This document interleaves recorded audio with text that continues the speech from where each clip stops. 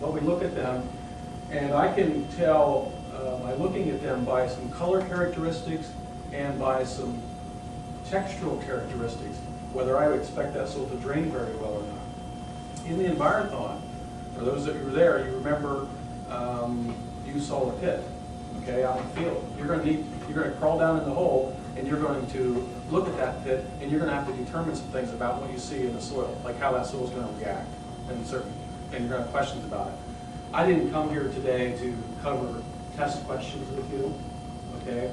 Obviously, in the amount of time that we have, we're not going to get into that kind of detail. I hope you weren't expecting that. I'm going to wrap up very shortly and quit talking because I want you guys to be able to interchange with me some of the things that you've been struggling with or want to know about. Getting into that pit, as I said, you're going to need to know some things about what you see in the dirt and what you can describe there.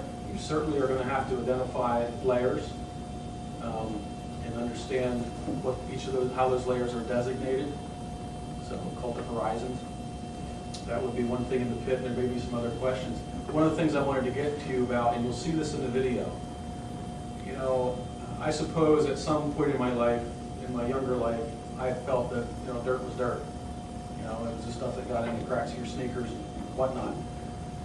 The soils are all very, very different and react very differently. What you will see in the video is one of the major things that'll jump right out at you is the depth. Okay, when we dig down, how quickly we get to stone or rock. The other thing you'll notice is the difference in color. All of the soils in the video were taken from Union County, and they're all different color.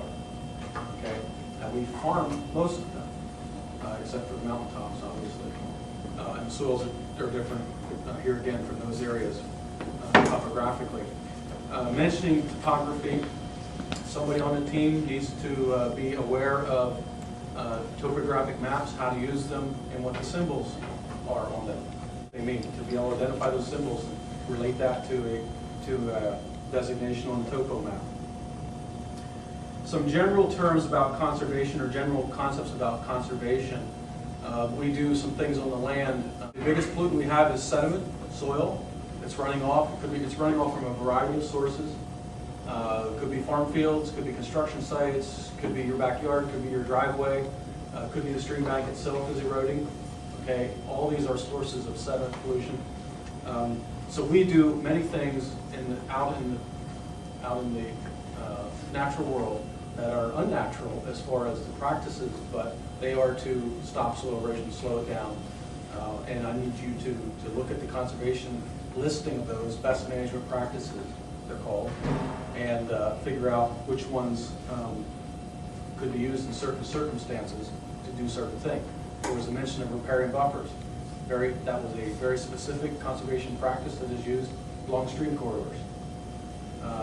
We know now, there's much scientific data that shows us that if we have a canopy of trees near the stream, over top of the stream, that we can do two things. We can keep the temperature down that is adequate for aquatic life to thrive.